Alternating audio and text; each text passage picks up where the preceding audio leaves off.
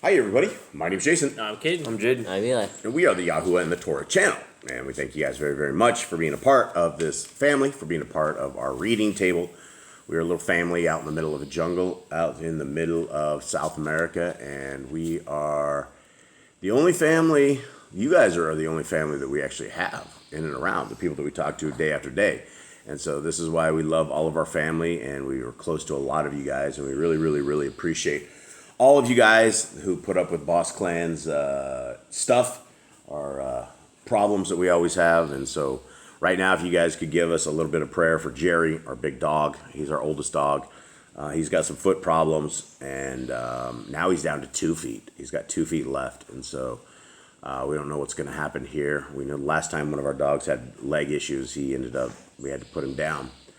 So we don't hoping that's not going to be the case for Jerry. So we're keeping our eyes peeled on homeboy, and we ask that you guys will help us as well. Gentlemen, how you guys doing? Good. Anyone have anything interesting to say? Any jokes? Anything on the farm? Why something that would be interesting for anybody out there? Or are you guys really super boring? Yeah. That's it? Yep. All right. So by your own admission, you're super boring.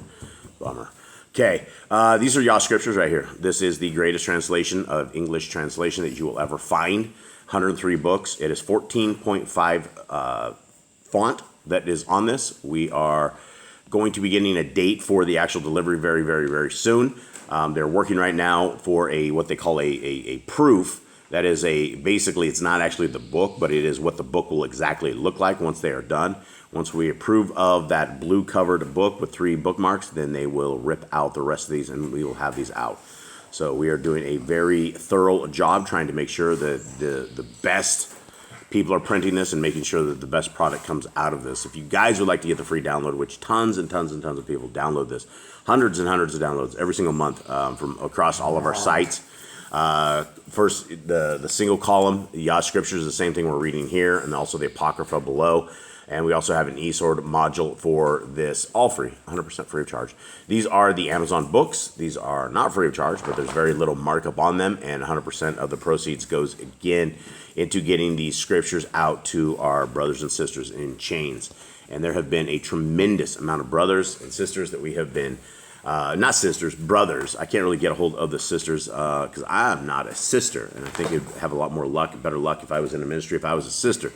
But the guys respond very, very well, and I've been talking to a tremendous amount of dudes over the last months, many, many, many months. I'd say about a year at this point.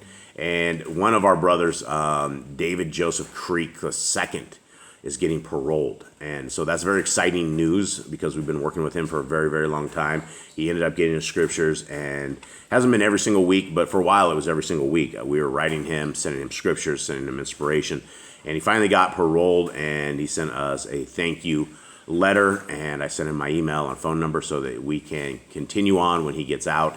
And so those are exciting times when we're dealing with brothers in chains. Parole time is very, very important. And what I tell all these guys as they're exiting, that they were able to find Yah in these jails and in these prisons and these bars and where there's no freedom at.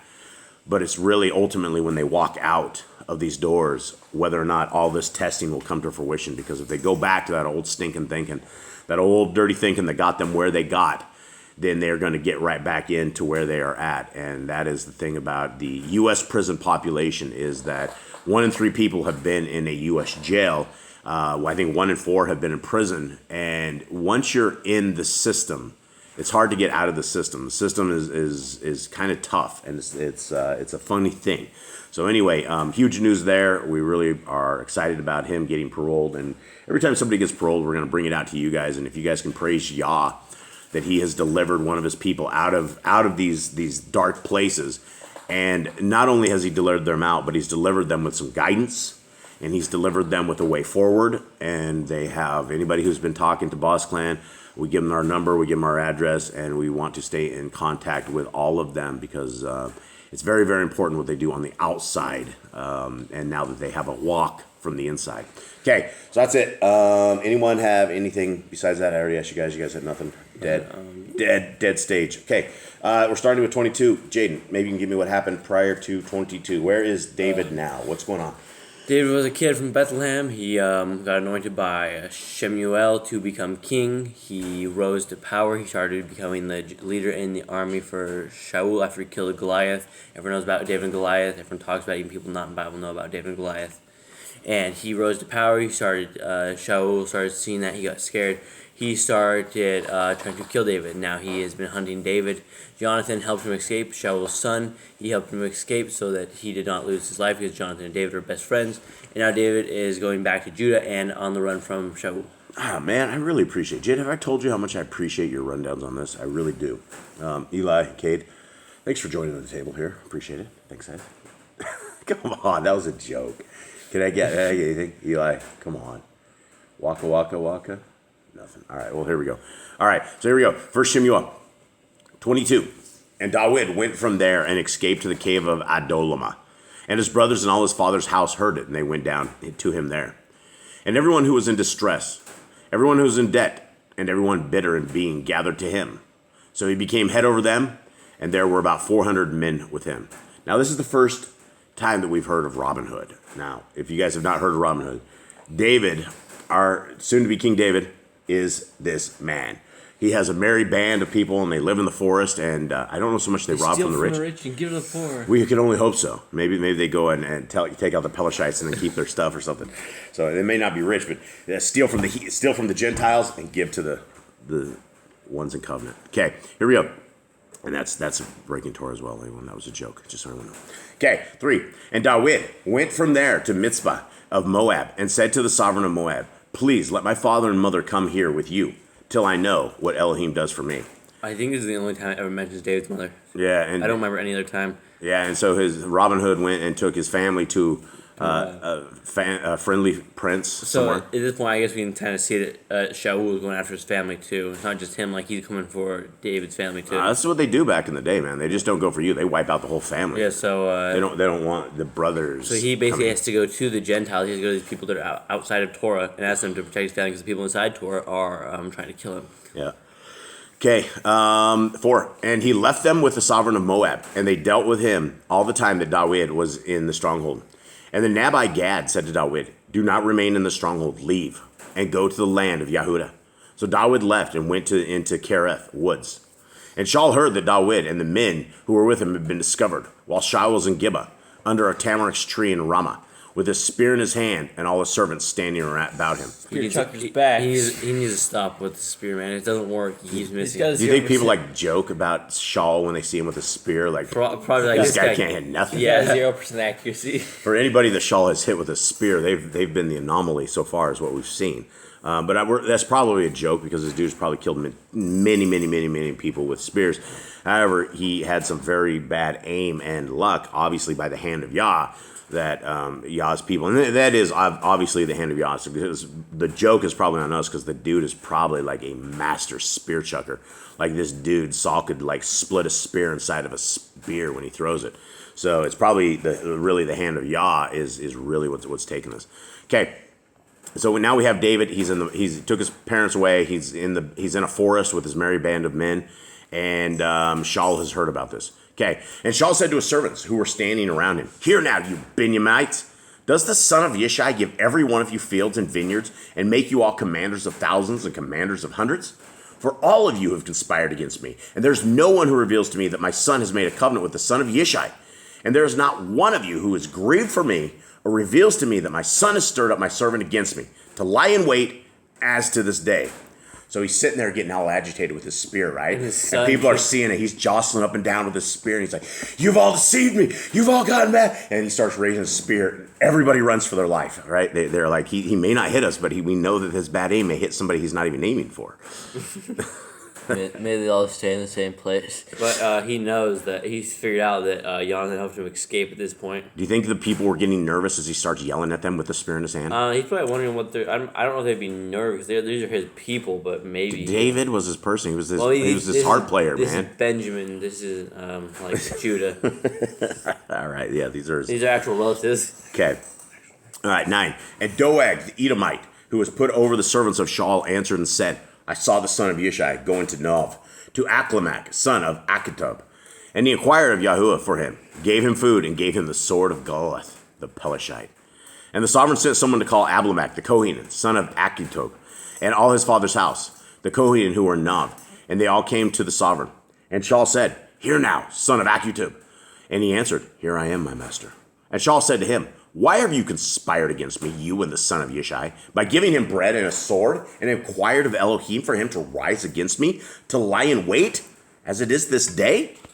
And Abimelech answered the sovereign and said, And who among all your servants is so trustworthy as David, who is the sovereign's son-in-law, and has turned aside to your counsel, and is esteemed in your house?